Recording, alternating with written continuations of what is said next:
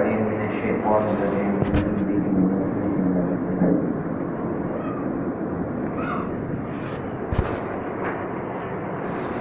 شهر رمضان الذي أنزل فيه القرآن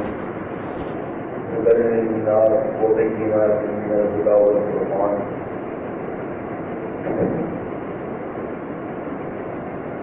آج کے درس میں وہی پل بنے حصے کا اگلا حصہ ذکر کر رہا ہوں جو اللہ پاک نے ماہ مبارک کی رمضان المبارک کے حوالے سے قرآن پاک کے اس حصے میں پورے رکوع کے اندر جن چیزوں کا ذکر کیا ہے ان میں سے آج کے درس میں جو چیز ذکر کر رہا ہوں وہ ہے رمضان اور قرآن. ویسے تو یہ مضمون بہت وسیع مضمون ہے، اس کے اوپر جتنا بیان کیا جائے کم ہے، لیکن آج کے درس میں انتہائی اختصار کے ساتھ یہ عرض کرنا مقصود ہے کہ اللہ رب العالمین نے رمضان المبارک کے مسائل کے اندر قرآن کا تذکرہ کیا ہے کہ لوگوں شہر رمضان الذی انزل فیہ القرآن، رمضان کا مہینہ وہ ہے جس میں قرآن اتارا گیا ہے، جس میں قرآن کا نزول ہوا. یہ بہت بڑی بات ہے. اللہ پاک نے وہ جو لاکھ سے زیادہ پیغمبر تھے ان کے پاس اپنے پیغام، اپنی وحی، اپنے رسائل، اپنے شمائل، اپنی کتابیں بتانی. ان کتابوں میں سے آخری کتاب عظیم الشان کتاب، لا ریب اور بے عیب کتاب، اور ہمیشہ کے لیے ہدایت کا پیغام کتاب قرآن اللہ کی آخری وحی، آخری نشانی ہے اللہ کی طرف سے دنیا کے لیے. اس کے بعد کوئی اور وحی، کوئی اور پیغام، کوئی اور کتاب نہیں آنے والی، نہ کوئی نبی آنے والا ہے اور نہ ہی کوئی نبوت ہمارے نبی کے علاوہ کوئی اور نبوت ہو سکتی ہے، نہ ہی کتاب ہو سکتی ہے. اس سے آپ اندازہ کریں کہ یہ کتاب کتنی عظیم شان ہے، کتنی عظیم المرتبت ہے. اس کے ظاہری محاسن کو دیکھنے ایک علیحدہ مضمون ہے، اس کے باطنی محاسن کو دیکھنے علیحدہ مضمون ہے. اس کی شان و شوکت سبحان اللہ، اس کا کوئی شک نہیں، کوئی انکار نہیں کر سکتا. حضرات جو ہمارے کرنے کی چیز ہے، جو ہماری سوچنے کی چیز ہے، صرف اس میں یہ لفظ غور کر لیں کہ ہدی للناس، یہ لوگوں کے لیے ہدایت. جب راستہ نہ مل رہا ہو، جب دنیا بھٹک رہی ہو، جب مسائل کے اندر الجھی ہوئی ہو، پریشانیوں کے اندر ہو، تو لوگوں قرآن کو پڑھو. ہدی للناس، یہ تمہیں رہنمائی کرے گا، تمہارا راستہ بتا دے گا، متعین کر دے گا. جب تمہیں ہر طرف سے کشمکش کا شکار ہونا پڑے، پریشانی کا شکار ہونا پڑے، قرآن کی طرف آؤ. قرآن تمہارے راستے کھول دے گا، آسانی کر دے گا. وبینات من الہدی، پھر کہا یہ ایسی کوئی قصے کہانیاں نہیں بلکہ ہدایت کی روشن دلیلیں اس کے اندر موجود ہیں. روشن دلیلیں ہدایت کی. یہ بہت بڑا کمال ہے. اور صحیح بات ہے کہ آپ تھوڑا سا اس کے ساتھ، بہت زیادہ نہیں، آپ تھوڑا تھوڑا اس کا مطالعہ بھی شروع کریں گے، اس کو دیکھیں گے، آپ کو تسلی، تسکین، اطمینان، راحتیں ملنا شروع ہو جائیں. اور پھر کہاں والفرقان، یہ کتاب ایسی ہے، یہ نہیں کہ ٹھیک ہے جو چل رہا ہے چلتا رہے، جو ہو رہا ہے ہوتا رہے. قرآن کی یہ خاصیت ہے کہ یہ فرقان ہے. فرقان کا مطلب ہے یہ حق اور باطل کو نکھیڑتی ہے، حق اور باطل میں فرق کرتی ہے. یہ نہیں کہتی جس میں کئی لوگوں کا ہوتا ہے اچھا جی سارے ٹھیک ہیں، جدھر کوئی لگا ہے ٹھیک ہے. نہیں، قرآن ایسی کتاب ہے جو واضح طور پر کہتی ہے کہ یہ سیدھا راستہ ہے، فلانے کا غلط راستہ ہے. اس لیے قرآن پاک کے اندر دیکھیں یہودیوں کو، عیسائیوں کو، آتش پرستوں کو، سورج پرستوں کو بار بار مخاطب کیا گیا اور ان کو چیلنج کیا گیا ہے. تو جو کچھ تم کر رہے ہو یہ غلط ہے. یہودیوں جو تمہارا عقیدہ ہے وہ غلط ہے، عیسائیوں تمہارا عقیدہ غلط ہے، سورج کو پوجنے والوں تمہارا عقیدہ غلط ہے. ستاروں کو سجدہ کرنے والوں تمہارا عقیدہ غلط ہے، مجوسیوں صابیوں تمہارا عقیدہ غلط ہے، یہ عقیدہ ٹھیک ہے جس کو قرآن بیان کر رہا ہے، قرآن کا پروردگار بیان کر رہا ہے۔ یہ نہیں کہ ٹھیک ہے سب کچھ ٹھیک، یہ بہت بڑا کمال ہے اور بڑی جرت کا کام ہوتا ہے کہ بندہ صحیح کو صحیح ہے اور غلط کو غلط ہے، حکمت کے ساتھ، طریقے کے ساتھ، ایک انداز کے ساتھ اللہ رب العالمین نے حق کو بیان بھی کیا ہے، حق کو بیان بھی کیا اور باطل کو باطل بھی قرار دی ہے، باطل کو باطل بھی قرار دی ہے۔ اس لیے نبی پاک علیہ السلام نے قرآن پاک کو یہ کسوٹی قرار دی ہے کہ لوگوں، قرآن ایسی چیز ہے یہ تمہارے لیے اللہ کے ہاں سرخروئی کا ذریعہ بھی بن سکتی ہے، اور خدا نہ خاصہ یہ نہ سمجھنا قرآن کے ساتھ تمسک کر لیا، عمل کر لیا، اختیار کر لیا تو ٹھیک ہے، نہ کیا تو پھر کیسا، نہیں نہیں نہیں، اس کو اختیار کرو گے، پیار کرو گے تو بہت کچھ ملے گا، اور اگر خدا نہ خاصہ اس سے بے اعتنائی برتو گے تو یاد رکھو یہ تمہارا سب کچھ بگاڑ کے رکھ دے گا۔ یہاں پر بھی یہ نہ سوچے اچھا کر لیں گے تو ٹھیک ہے، نہ کریں گے تو پھر کیا، نہیں۔ حدیث پاک ہے، آپ نے فرمایا، مسلم شریف کی حدیث، لوگوں القرآن حجت لک او علیک، قرآن یا تمہارے لیے دلیل بنے گا یا تیرے خلاف دلیل بنے گا۔ یہ لفظ، اس لفظ کو اللہ کے لیے، اللہ کے لیے جب بھی کوئی مسئلہ پیش آئے نا، قرآن کے بارے میں یہ سوچ ضرور رکھا کرے کہ قرآن یا میرے لیے دلیل ہے یا میرے خلاف دلیل، یا تو یہ میرے لیے تخت ہے یا تختہ ہے۔ اس کا ترجمہ موٹا سے یہ کر لیں، قرآن یا تو بندے کے لیے تخت ہے یا تختہ ہے، یعنی اس کو اختیار کرو گے، عمل کرو گے، تمہیں بادشاہ بنا دے گا، تخت پر چڑھا دے گا، اور اگر خدا نہ خواستہ اسے منہ بولو گے تو یہ تمہیں تختے پر لٹکا دے گا، یہ تمہارے لیے پھانسی اور سولی کا ذریعہ بن جائے گا۔ یہ چھوٹا سا جملہ القرآن حجت لک او علیک کہ قرآن یا تیرے لیے تخت ہے یا تختہ ہے،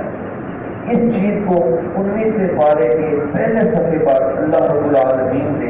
اس انداز سے بھی بیان کیا ہے کہ قیامت کا دن ہوگا، اللہ کے پاس میں جب دنیا میں پہنچنا ہے نا، اس وقت صالح اور طالح لوگ، اچھے اور برے لوگ، عمل کرنے والے اور اس سے منہ موڑنے والے لوگ، یہ اللہ کی بارگاہ میں آئیں گے۔ اللہ پاک ان کا ایک نقشہ کھینچا ہے، حضرات ذرا اس نقشے پر غور کریں، لفظ دل ہلا دینے والے، کہا یوم یعض الظالم علی یدیہ، ظالم آدمی اس وقت اپنے ہاتھوں کو کاٹ رہا ہوگا۔ اور یہ حقیقت ہے کہ ظالم آدمی وقت گزر جانے کی وجہ سے، موقع ہاتھ سے نکل جانے کی وجہ سے، زندگی سے ختم ہو جانے کی وجہ سے، دوبارہ چانس نہ ملنے کی صورت پر، ایک ہوتا ہے نا بندے کو دنیا کے اندر اختیار ہوتا ہے کہ امتحان کو دے رہے ہو، اگر پہلی مرتبہ رہ گیا چلو جی دوسری مرتبہ سیپلیمنٹری آ جائے گی، پھر رہ گیا تو پھر اس کے بعد تیسرا چانس بھی مل جاتا ہے۔ مختلف ملکوں میں، مختلف نظاموں میں مختلف چانسز کا ہوتا ہے، اور اگر خدا نہ خواستہ بندہ دوسری تیسری مرتبہ بھی رہ جاتا ہے، اس کو پھر اس کے بعد دوبارہ وہ نئے سرے سے بھی دے سکتا ہے۔ اور اگر خدا نہ خواستہ، خدا نہ خواستہ کوئی آدمی کامیاب دوسری تیسری چوتھی مرتبہ بھی کامیاب نہیں ہوتا، کلیئرٹی کر پاتا، پھر بھی اس کو کوئی دنیا سولی نہیں لگا دیتی، ٹھیک ہے وہ چھوڑ کر کسی اور ڈپارٹمنٹ میں چلا جاتا ہے، وہ کوئی کاروبار شروع کر دیتا ہے، کچھ اور کرنا شروع کر دیتا ہے، دنیا میں گزارا ہو جاتا ہے۔ بلکہ جو لوگ کچھ بھی نہیں پڑھتے، ایک امتحان بھی نہیں دیتے، ان کا بھی گزارا چل جاتا ہے، بالکل تھوڑے ان پڑھ وہ بھی کاروبار کر لیتے ہیں، معاملات کر لیتے ہیں، دنیا کے اندر ہوگا، دنیا میں چانس موجود ہوتا ہے۔ اب دیکھیے وہ ایسا وقت ہوگا بندے کو آگے پیچھے نظر آئے گا، کوئی چانس میرے پاس موجود نہیں، کسی کو بلا رہا ہوں، پکار رہا ہوں، بھائی بہن، بیٹے کو، بیوی کو، بچے کو، کوئی وہاں پر کام بھی نہیں آ رہا، کوئی، بلکہ اللہ معاف کرے۔ اب آج کل آپ دیکھ لیں کہ یہ جو بیماری وبا پھیلی ہوئی ہے، اس موقع پر لوگ بلاتے ہیں کہ برا صاحب نہیں، آپ نے میت کو، ویسے تو تدفین کا آرڈر ہی نہیں ہے کہ آپ برا صاحب دیں، لیکن اس طرح کی پوسٹر ڈال کے ساتھی مجھے بتا رہے تھے، سعودیہ سے فون کر رہے تھے، کہنے کہ یہاں پر ہمارے یمن میں یہ واقعہ ہوا، یمن میں کورونا کی وجہ سے ایک مریض بیچارہ ڈسٹرب ہوا فوت ہوا ہے، تو اس کے برا صاحب انہوں نے بلایا کہ آخری وقت میں آپ اگر اس کی زیارت کرنا دیکھنا چاہیں تو اس کو دیکھ لیں، شیشے کے اندر بند آپ کو دکھلا دیں۔ کہتے برا تھا نہیں ہے، انہوں نے کہا کہ نہیں، بس یہ اللہ کی مرضی ہے، آپ بھی اپنا جو ہے نا جو ذمہ داران ہے اس کو خود ہی دفن کریں۔ وہ بیچارہ بندہ بتا دیتا رو پڑا، کہنے کے دیکھیں وہ قرآن پاک آپ نے منظر کو پڑھا تھا، قیامت کے دن دنیا کو بھولے گی، یوم یفر المرء من اخیہ، بھائی بھائی سے بھاگے گا، قومہ واقعی اپنے ماں باپ سے بھاگے گا، وصاحبتہ وبنیہ اپنی بیوی اور بچوں سے بھاگے گا۔ یہ تو قیامت کا منظر تھا، اب دنیا میں دیکھ لیں بھائی بھائی سے بھاگ رہے ہیں۔ بیٹے کہتے ہیں بابا اس کو دفنا دو، ہمیں نہ لگ جائے گی تمہاری۔ اس زمانے میں، اس وقت میں جب یہ منظر ہوگا، قرآن نے 19 سے بارے میں لائے، لوگ اپنے ہاتھوں کو کاٹ رہے ہوں گے، کاٹ کر خون نکل رہا ہوگا، کتنے پریشان ہوں گے۔ جس طرح بندہ دیکھے نا ہاتھ سے ہر چیز نکل رہا ہے، سر پکڑ لیتا ہے، اپنے دانتوں پر ہاتھ پیٹتا ہے، مارتا ہے، پریشان ہوتا ہے میرے ساتھ کیا بچ گیا، کیا ہو گیا۔ اللہ پاک کی بات ہے، جب یہ حالت ہوگی نا اسے کہا جائے گا کیا مسئلہ ہے، کیوں تو رو رہا ہے، کہے گا یا نہیں تک اس طرح کو بات ہو کہا کہ میں نے دنیا کے اندر نبی والا راستہ اختیار کیا ہو، نبی کو اس طرح تمہارا پوری سبیلا، نبی کا راستہ اختیار کرے۔ یا وہی لگا نہیں تنی لگ سکتا کہ کاش کہ میں فلاں کے ساتھ جو میں نے دوستیاں لگائی تھی نہ لگائی ہوتی، لقد اضلنی عن الذکر بعد اذ جاءنی، کیونکہ فلانے کی دوستی تعلق نے مجھے قرآن پاک سے گمراہ کیے رکھا، دور کیے رکھا، پرہیز کیے رکھا۔ وہ دوستیاں کاروبار کی بھی دوستیاں ہو سکتی ہیں، وہ دوستیاں رشتہ داروں کی دوستیاں، یہ دوستیاں یارانے کی دوستیاں بھی ہو سکتی ہیں، جن کے اندر بندہ لگ کر کاروبار میں ڈوب کر بندہ قرآن بھی نہیں پڑھتا ہے، دیکھتا بھی نہیں۔ اس موقع پر جب بندہ خود اعتراف کو چھوڑ کر بیٹھا ہوگا، اپنے ہاتھوں کو کاٹ کر لہو لہان کر کے بیٹھا ہوگا، اس موقع پر سوچیے ذرا، زیادہ سے زیادہ بندے کے پاس یہی سہارا ہوگا، سب سے بڑا سہارا، چلو جب کوئی کام نہیں آ رہا نبی تو سفارش کر دیں گے، نبی تو سفارش کریں، اور نبی پاک کی سفارش ایسے موقع سے نہیں ہوگی۔ لیکن قرآن نے یہاں پر منظر بیان کیا کہ اس موقع پر نبی پاک خود کھڑے ہو جائیں گے۔ اس عید کے اندر 19 کے بارے میں نبی پاک اللہ کے سامنے دربار میں حاضر ہو کر اپنی امت کے بارے میں بات کریں گے۔ وقال الرسول یا ربی ان قوم اتخذوا هذا القرآن مہجورا، کہیں گے اللہ یہ ظالم قوم، یہ میری قوم، ان قومی یہ میری قوم ہے، اتخذوا هذا القرآن مہجورا، جنہوں نے اس قرآن کو مہجور یعنی چھوڑ دیا تھا۔ اس موقع پر جب ہمیں آخری سہارا اپنے نبی کا نظر آئے گا تو وہ سفارش کریں گے، جب وہ کہہ دیں گے قرآن کہہ رہا ہے کہ اللہ یہ ظالم اس لیے بنے ہیں، یہ ظالم اس لیے پھیلے ہیں کہ کیونکہ انہوں نے قرآن کو چھوڑے رہے۔ اب مجھے پتا ہے کیا ہاتھ بدلے رہے گا، کیا ہاتھ آئے گا، کیا دنیا کا کاروبار یہ دنیا کے محض میں کس کام آئے گی۔ اس لیے اللہ کے لیے یہ نزول قرآن کا مہینہ ہے۔ اتنی بات کو کافی سمجھیں کہ اب دیکھیں اللہ کی طرف سے کچھ ہمیں موقع بھی ملا ہوا ہے، بیماری ہے، وبا ہے، چلو کچھ بھی آپ اس کو کہہ لیں، اب کچھ نسبتاً موقع بھی ملا ہوا ہے۔ خدا کے لیے قرآن پاک کو گھر میں رکھ کر، مسجد میں بیٹھ کر، گھر میں رکھ کر آتے جاتے ہوئے اس کو تھوڑا سا شروع سے دیکھنا شروع کر دیں، ترجمے کے ساتھ پڑھنا شروع کریں، اور اس نیت کے ساتھ پڑھے میں نے جو کچھ پڑھتے جانا ہے انشاءاللہ عمل کرتے جانا ہے۔ انشاءاللہ آپ دیکھیں گے کہ آپ کے اندر ایک نورانیت پیدا ہوگی، دل کے اندر ایک حلاوت اور مٹھاس پیدا ہوگی، آپ کے عمل اور کردار کے اندر ایک چمک اور روشنی پیدا ہوگی۔ انشاءاللہ جب آپ اس کو اس انداز سے پڑھیں نا آپ کو لطف آئے گا۔ اب دیکھیں میں آپ کو ایک مثال دوں، صحابہ کو نا قرآن پاک پڑھتے تھے مزہ آتا تھا، لطف آتا تھا، اور اگر خدا نہ خاصہ قرآن سمجھ بھی آ رہا ہو لیکن ان کے دل سے اگر کچھ کوتاہی ہوتی تھی نا یا مسئلے کا پتہ نہیں ہوتا تو نبی پاک فوراً ان کو آگاہ کرتے۔ مثال کے طور پر دیکھیں یہ سورہ الرحمن، آج آپ نے قرآن پاک کی تلاوت، کچھ سورہ رحمان کے حصہ میں نے تلاوت کی ہے نا، آقا کی تلاوت نے ایک مرتبہ صحابہ کے سامنے نہیں ہے ایک جسم تلاوت کی، جب تلاوت آپ نے کی نا تو صحابہ نے سنا بڑا لطف ہے، سمجھ تو ان کو آ گیا، لیکن وہ اس کا جواب نہ دے سکے۔ یہ جو ایت نا فَبِأَيِّ آلَاءِ رَبِّكُمَا تُكَذِّبَانِ، اے جنوں اور انسانوں تم اپنے رب کی کس کس نعمت کو جھٹلا سکو، کس کو جھٹلاؤ گے، کتنی نعمتیں میری، کس کس کا انکار کرو گے، کر کے دکھلاؤ، ہم نہیں کر سکتے۔ تو جب آپ نے یہ پڑھے نا، صحابہ نے جواب نہ دیا، تو آپ نے پوچھا صحابہ جب یہ عید آئی تھی کس کس چیز کو چھٹلاؤ گے، جنوں اور انسانوں، جن کو اپنا جواب خود دے کے تم بیٹھے تھے، تم نے اس کا جواب کیوں نہیں دیا؟ وہ بیچارے خاموش ہیں۔ آپ نے سنایا جواب دینا چاہیے تھا تمہیں، قرآن پاک کا تقاضا ہے جب اس کو پڑھو سمجھو جو کچھ اس کے اندر آتا ہے تمہیں پتہ ہونا چاہیے، تمہارے دل سے اس کے بارے میں جواب نکلنا چاہیے، زبان سے اس کا اظہار کرنا چاہیے۔ مطلب اگر اللہ پوچھتا ہے دیکھیں نا اے لوگوں کیا تم ظلم نہیں چھوڑ سکتے، تو آپ فوراً کہ یا اللہ ہم ظلم چھوڑ دیں۔ قرآن پاک میں آتا ہے اے میرے بندو کیا تم معاف اپنے بھائیوں کو بہنوں کو معاف نہیں کرو گے، معاف کیا کرو، فوراً جواب دیں یا اللہ کیوں نہیں ہم ابھی معاف کرتے۔ یہ صحابہ کا عمل ہوا کرتا تھا، اس موقع پر انہیں ابھی جواب کا نہیں پتا تھا، چپ رہے۔ تو آپ نے سنایا صحابہ جنوں کے سامنے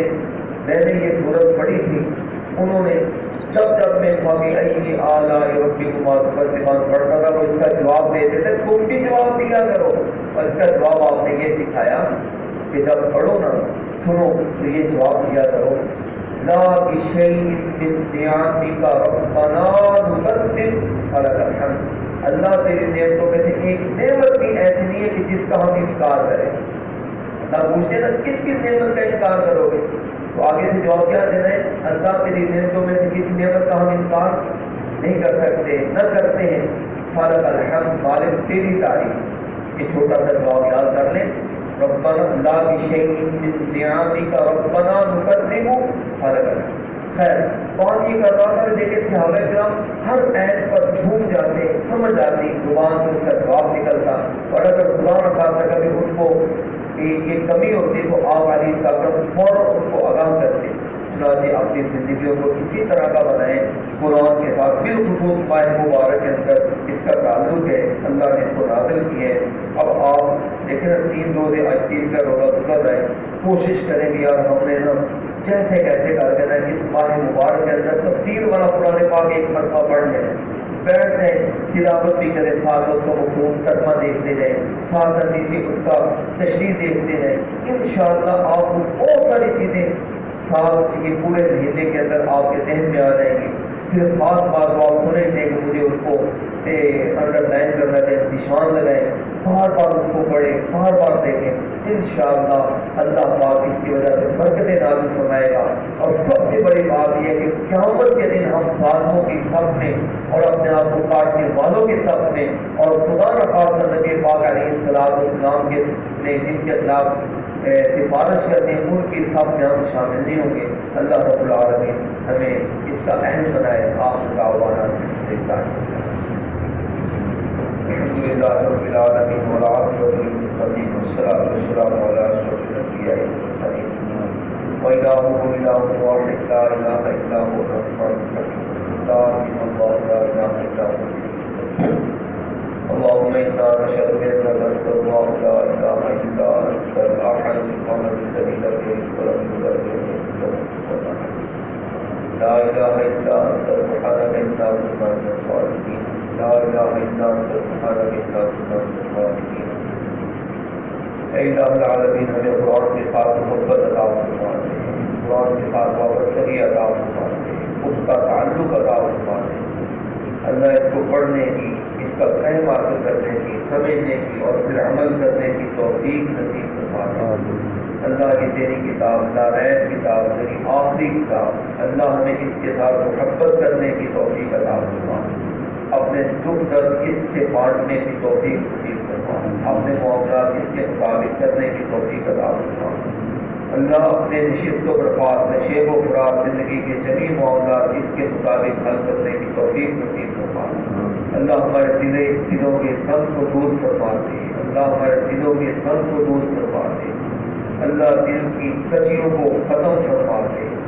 اللہ دل کے اندر نور بصیرت پیدا فرما، قرآن کی روشنی پیدا فرما،